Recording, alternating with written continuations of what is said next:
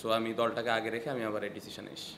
অবশ্যই এটা টিমের ভালোর জন্যে, আমার নিজের ভালোর জন্যে, বা কতগুলো ১০০ আমরা অ্যাজ এ টিম হিসেবে প্রতি ইনিংসে করতে আমি বিলিভ করি যে উনি যতটুকু কাজ করেছেন খুবই ভালো কাজ করেছেন। পুরা দিনটা ৫টা দিন খুব ভালোভাবে এনজয় করতে। সো এটা ক্রিকেট বোর্ড এবং সালাউদ্দিন স্যার নিজে বলতে পারবেন কী প্রবলেম হতে পারে, এগুলো আমরা কীভাবে সমাধান করতে পারি, এই প্রবলেমগুলোই যেন না হয়। সবার সাথে সুন্দর একটা হেলদি কনভারসেশন হয়েছে।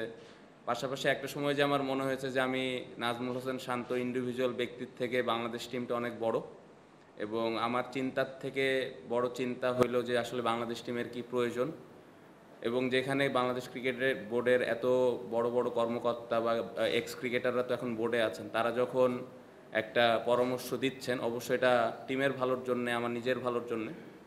সো ওই কনভারসেশনটাকে আমি পুরোপুরি রেসপেক্ট দিয়েছি, এবং যদি এক কথায় বলি যে আমার কাছে মনে হচ্ছে আমি ইন্ডিভিজুয়াল নাজমুল হোসেন শান্তর থেকে বাংলাদেশ ক্রিকেট দলটা আগে রাখা উচিত। সো আমি দলটাকে আগে রেখে আমি আবার এই ডিসিশনে এসেছি।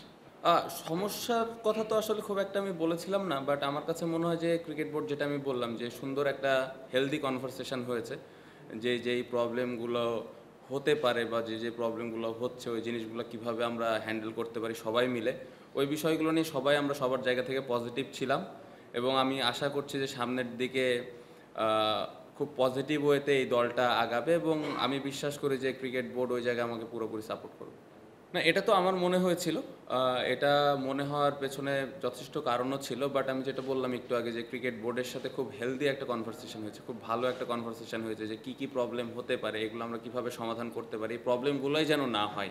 তো সেই বিষয়গুলো নিয়ে আমরা খুবই ক্লিয়ার, এবং আমি একদমই আশাবাদী যে এই ধরনের কোনো প্রবলেম হবে না। আমি যেটা বললাম যে ক্রিকেট বোর্ডের সাথে সুন্দর কমিউনিকেশন হয়েছে আমার।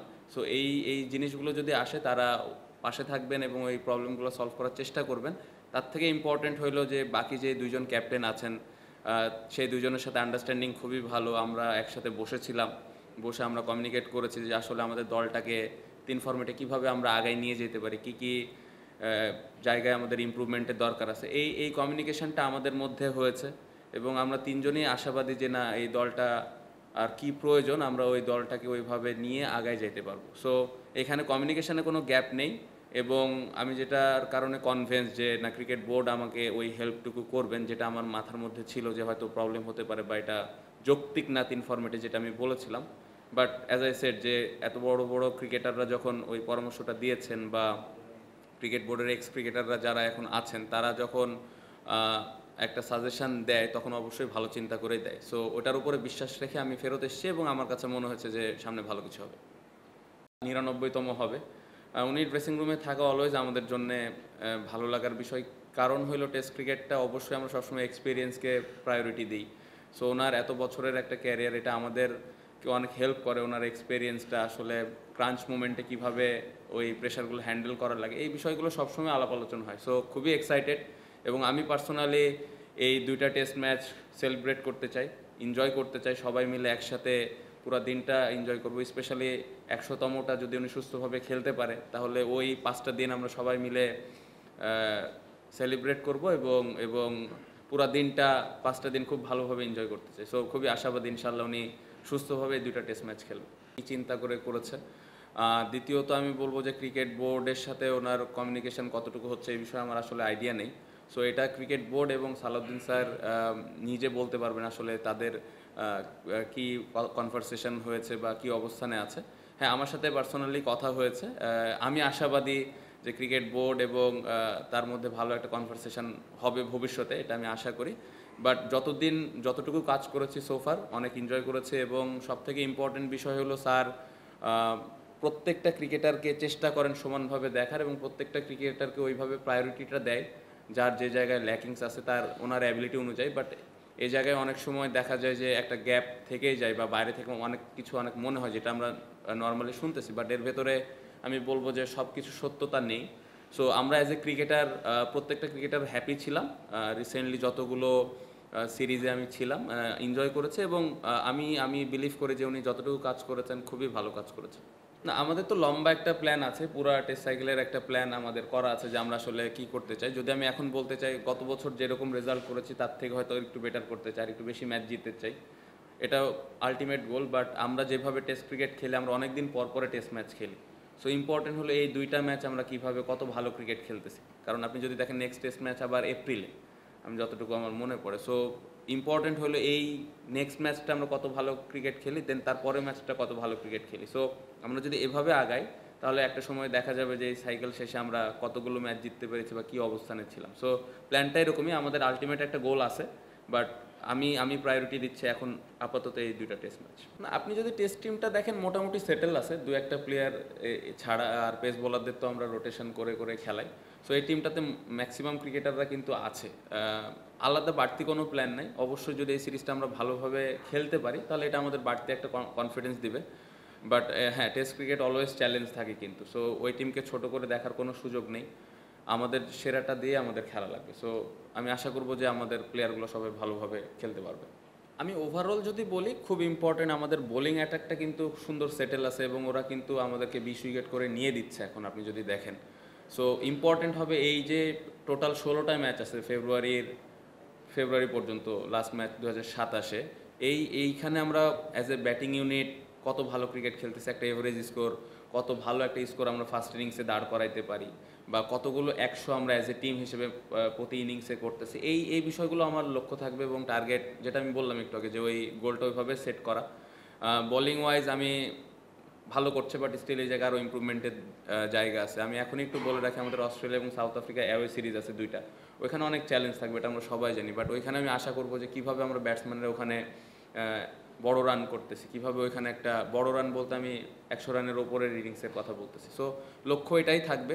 আর একটা ভালো কোশ্চেন করছেন, সেটা হলো যে টেস্ট ক্রিকেটটা আশানুরূপভাবে ওরকম আগায়নি। এটার পেছনে আমি মনে করি যে আমাদের তো পুরোটাই দোষ যে আমরা অত ভালোভাবে দলটাকে আগায় নিয়ে যেতে পারিনি, এটা আমাদের ফল্ট সবার আগে। বাট পাশাপাশি আমি বলবো যে এখানে আপনাদেরও একটু দায়িত্ব নিতে হবে, যে সবসময় আপনারা হোয়াইট বল নিয়ে অনেক কথা বলেন, হোয়াইট বলে কেউ 50 করলে 100 করলে অনেক কথাবার্তা হয়, অনেক ভাইব উঠে যায়। বাট কেউ এখানে টেস্ট ক্রিকেটে কেউ যদি 3 উইকেট নেয় বা 100 করে বা 200 করে, ওটা নিয়ে খুব বেশি কথাবার্তা কিন্তু সোশ্যাল মিডিয়ায় হয় না। বাট আমার কাছে বিং এ ক্রিকেটার হিসেবে মনে করি আমি যে টেস্ট ক্রিকেট সব থেকে সম্মানের জায়গা, এবং আমরা প্লেয়ার হিসেবে সবসময় এই ফরম্যাটটা খেলতে প্রাউড ফিল করি। সো আমি আশা করব যে আপনারা যেরকম হোয়াইট বলটারে যেভাবে একটা ভাইব ক্রিয়েট করেন বা যেভাবে প্লেয়ারদেরকে ওপরের দিকে নিয়ে যান, আমি আশা করব যে এই ফরম্যাটে প্লেয়ারদেরকে নিয়ে একটু আলোচনা বেশি হবে, বা আরেকটু ওপরের দিকে নিয়ে যাওয়া। এই জিনিসগুলো যদি হয় আস্তে আস্তে, আমাদের পাশাপাশি আপনারা যদি এই হেল্পটুকু করেন, তাহলে টেস্ট ক্রিকেটটা আমার মনে হয় সামনের দিকে আগাবে এবং সাধারণ মানুষের কাছে ওই মেসেজটা পৌঁছাবে যে আসলে টেস্ট ক্রিকেটের গুরুত্বটা কতটুকু। সো এতটুকু তো আমি আশা করতেই পারি। একটা ইনস্ট্রাকশন তো দেওয়া হয়েছে টিমের পক্ষ থেকে গ্রাউন্ডসম্যানকে। আমি আশা করি যে উইকেটটা ভালো হবে, স্পোর্টিং উইকেটই আমি আশা করছি। বাট অলওয়েজ সবসময় সারপ্রাইজ হই ওই পার্টিকুলার ওই ডেতে কী বিহেভ করতেছে, ওয়েদার কন্ডিশন অনেক কিছু ম্যাটার করে। বাট অ্যাজ এ ক্যাপ্টেন হিসেবে আমি আশা করব যে উইকেটটা স্পোর্টিং হবে, ভালো উইকেটই হবে। ব্যাটসম্যানরা বড় রান করার একটা সুযোগ থাকবে যদি যে ইনস্ট্রাকশন আমরা গ্রাউন্ডসম্যানকে দিয়েছি ওই অনুযায়ী যদি উইকেট। ডিফারেন্ট ফরম্যাট, মিডল অর্ডারে আপনি যদি দেখেন লাস্ট সিরিজে মুশি ভাইয়ের একটা বড় ইনিংস ছিল, লিটনের একটা ভালো ইনিংস ছিল, মিরাজ অলওয়েজ কনসিস্টেন্ট 6-7-এ যে ওখানে বোলারদেরকে নিয়ে বড় বড় রান করে। সো এখানে আমার মনে হয় না মিডল অর্ডার নিয়ে খুব বেশি চিন্তার কোনো কারণ আছে। আর কম্বিনেশনটা কালকে ইনশাল্লাহ আপনি 9টা 5 অথবা 9টা 10-এর মধ্যে পেয়ে যাবেন ইনশাল্লাহ। না, খুবই এক্সাইটেড আমরা সবাই। ওনার এক্সপেরিয়েন্স, এত বছর ক্রিকেট খেলেছেন, তারপর এখন কোচ হয়ে এসেছেন। টিভিতে খেলা দেখেছি আমরা যখন উনি খেলতেন, ড্রেসিং রুম ওইভাবে শেয়ার করার সুযোগ হয়নি। প্লেয়াররা সবাই এক্সাইটেড, বাট ভেরি ডিফিকাল্ট আসলে।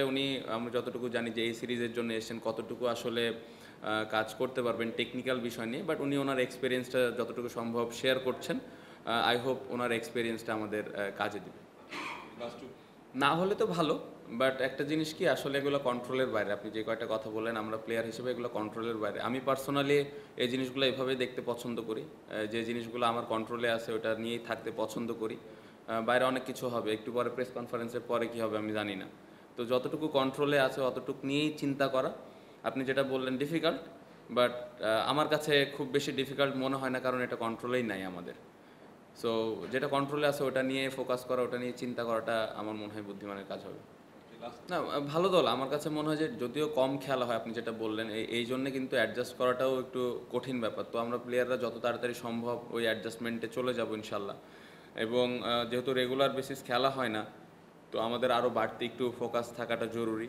পাশাপাশি ওই টিমের যদি আপনি ব্যাটিং অর্ডার দেখেন, ওরা কিন্তু বড় বড় স্কোর খেলার মতো ক্ষমতা রাখে এবং বেশ কিছু প্লেয়ার কাউন্টেও খেলেছে অতীতে। সো আমি একদমই ছোট হিসেবে দেখতে চাই না, ছোট দল বড় দল এগুলোতে আমি যেতেই চাই না। ইন্টারন্যাশনাল একটা টেস্ট ম্যাচ হবে, প্রপার ওই দলকে রেসপেক্ট দিয়ে আমরা খেলতে চাই এবং আমি আশা করি যে ওই দলের সাথে চ্যালেঞ্জ থাকবে, বাট ওই চ্যালেঞ্জটা ঠিকমতো হ্যান্ডেল করার অ্যাবিলিটি আমাদের আছে।